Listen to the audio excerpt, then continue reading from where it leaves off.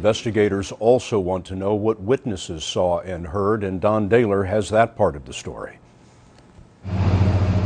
Early this morning, huge cranes began lifting the 40-ton derailed cars and the locomotive. Train derailment is down by Spike train station.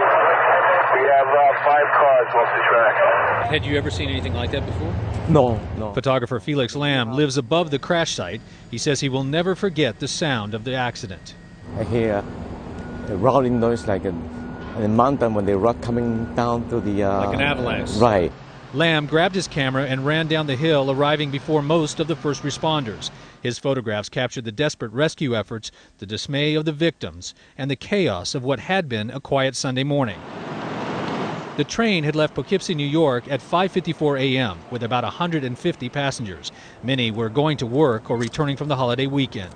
At the time of the wreck, they were just 21 minutes away from their final destination, Grand Central Terminal. Ryan Kelly suffered a broken hand. Again, I was asleep, but when I woke up, we were going pretty fast, and you heard a lot of screeching, and there was sparks outside the windows. And by the time I fully came to it, I was already getting thrown around back and forth.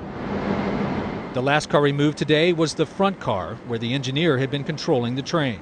Are there automated systems that... Near the site of the accident, we spoke with Robert Paswell, former head of the Chicago Transit Authority. The engineer's always getting the feel of the train through the throttle. Is it going fast enough? Are you jerking around?